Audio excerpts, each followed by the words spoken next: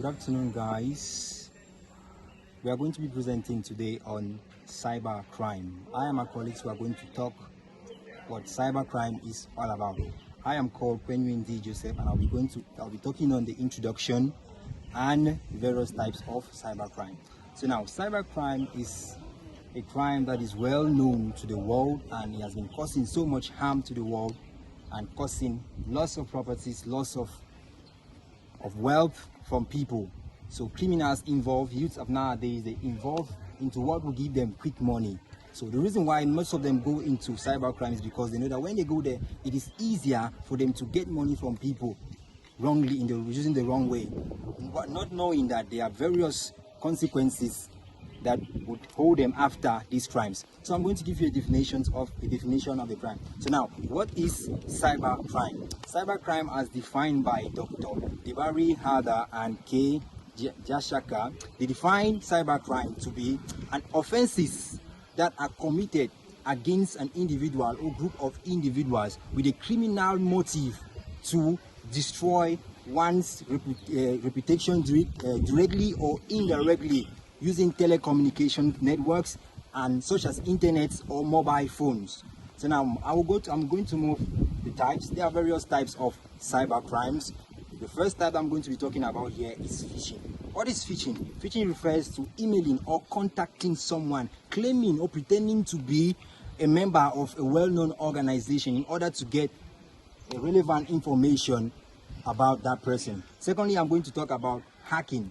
Hacking is a cyber crime where criminals or cyber criminals, they intrude into your information, intrude into your data and get access without your own knowledge. They go in and they collect things from you without your own knowledge. And thirdly, I'm going to be moving on online scam. This involves this advertisement of spam, like emailing online, promising to give you a huge amount of money, making you to invest in some online stuffs which you don't know them better. So they make you to go involved in online scams, and at the end you find that you are being scammed, and at the end you find that all what has been told to you were lies. So next I'm going to talk on computer viruses. These are viruses, these are malwares that when they come into your computer, they repeat themselves, they multiplicate themselves and get access into your data, thereby destroying them. So this is a cyber crime that is well known to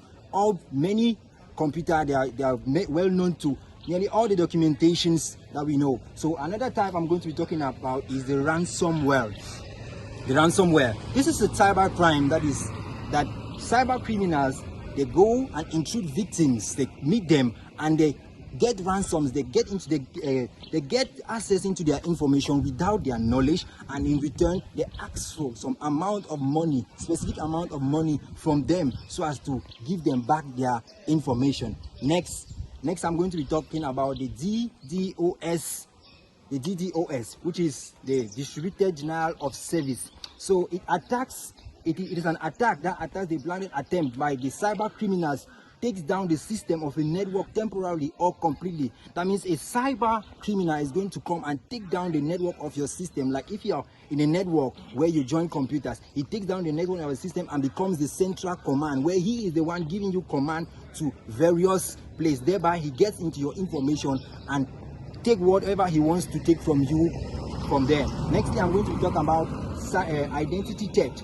This is a cyber crime where people come into your cyber crime, they impersonate others, they come in persons of others, they come in persons of your friends. Like for example, I'm going to take off Facebook identity theft. Somebody can go into your Facebook account and claim to be you for your friends and get money from them and all the other stuff. So I'm also going to be talking on what we call spamming.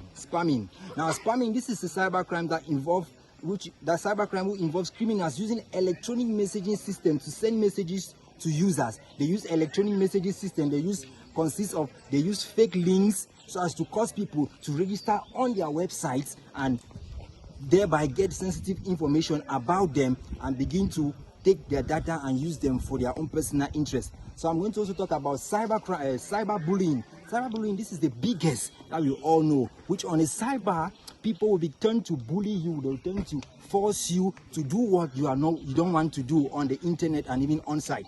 So The other types of cybercrimes that I've not spoken on, I'm going to give a list of them. We have the brute force, we have cyber child pornography, we have social engineering, we have social engineering, yes, we have cyber extortion, we have cyber grooming, we have cyber vandalism, we have cyber laundering, and we have cyber espionage. So that will be all for the types of cyber crime. Thank you. Bye.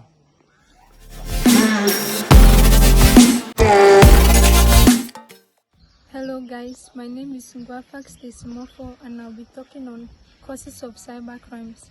To begin with, the first cause of cybercrime is sheer curiosity. Youths nowadays are very curious in nature and always like to experiment. They want to take part in the new happenings in the community, in the society. That causes them to embark into cyber crimes. The second cause will be poverty. Poverty nowadays is a very major cause of crimes. We will be surprised to know that about 3 billion of the world's population are poor people. This causes many people to embark into crimes. The third cause of cybercrime will be peer pressure. This is pressure from our friends. This is pressure from friends and people around us, which causes youth to go into cyber crimes. The fourth cause will be family condition. Pressure from our families back at home causes youths to go into some of these crimes. The fifth cause will be unemployment. Lack of funds, lack of money to take care of our daily activities causes youths to go into these cyber crimes and commit other crimes. Thank you.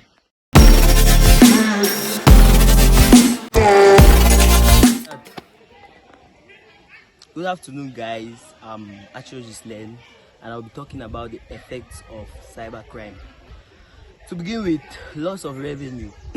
Victims of cybercrime turn to lose money because the cyber criminals turn to the focus is their income and revenue. So victims turn to lose income and revenue. We have time loss. The victims of cybercrime turn to lose their time because they spend time investing in fraudulent activities. That is, they lost their time by trying to put in a lot of time and money and the stuff and other stuff in wrong sites. Yes, we have damage of reputation. It's obvious that examples of some crimes that might damage your reputation, like phishing. When you fall victim of a crime like phishing, your reputation turns to be damaged because the cyber criminals use other people's reputations to do their crimes, and later on you'll be held responsible for. We have reduced productivity. I'll start with laziness, because these crimes tend to make individuals very lazy. All of them depend now on the internet instead of doing manual. There are other manual jobs that they might have been doing. They tend to depend on the internet, and it brings about laziness, and then it reduces the productivity of the country. I'll not talk much. Thank you, and that's all I have.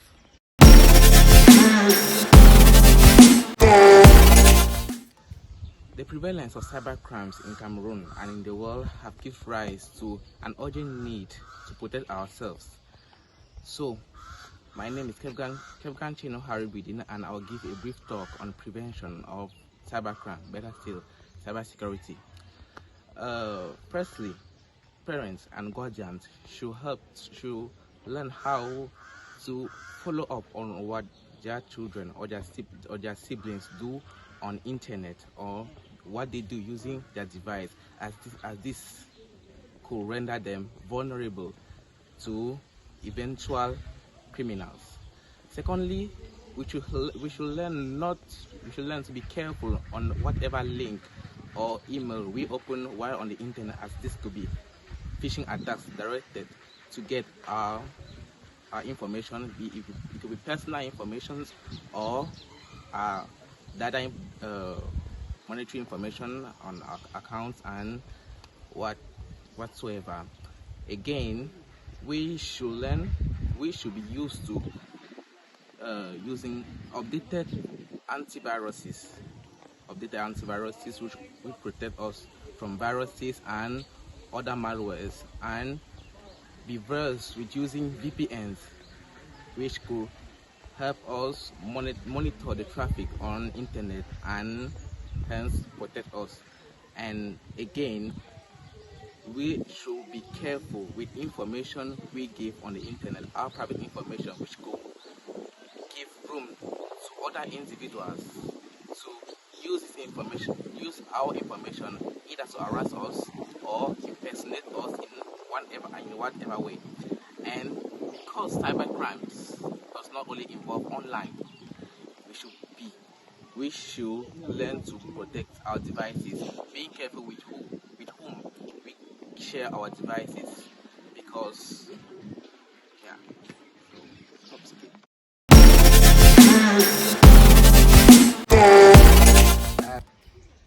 Hello, I'm Tato Clarkson, and I'll be speaking about the limitations of cyber crimes, or the limitations towards cyber crimes in Cameroon in particular. Okay, the first limitation that I would like to highlight would be the inadequacy of the strictness of the law with respect to cyber crimes.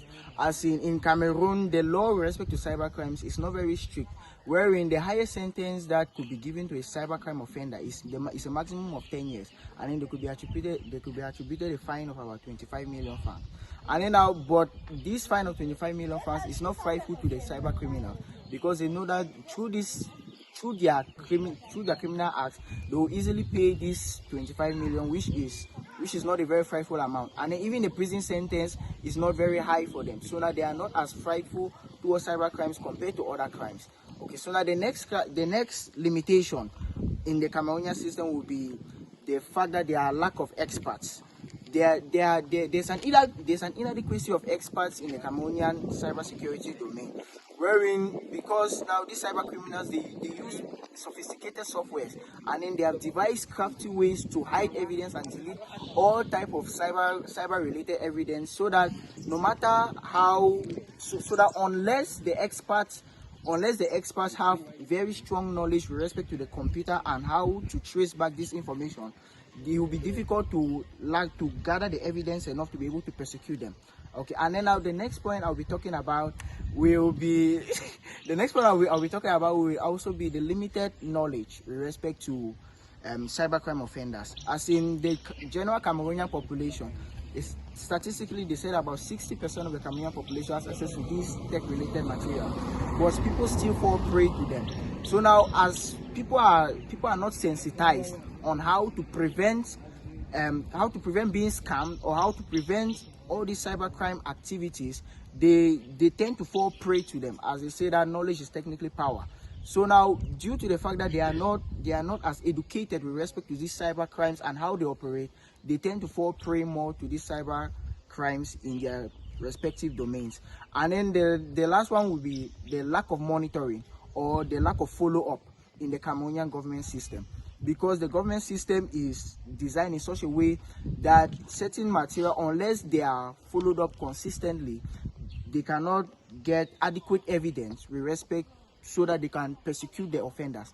So now in the Cameroonian system, there's a tendency that unless a crime is very huge or very prudent, people will not follow it up to the mark so that they can get the people that are responsible for the crime to be prosecuted or sent to prison. So now the cyber criminals, they don't feel very frightened by this, since they know that unless they do a crime that is very big, the Cameroonian system will not chase them too much. So that they feel very comfortable. And then even the population also, they are discouraged due to the fact that even the system itself does not over-focus on cyber security and cyber laws, on educating them and also getting them versed with all of this.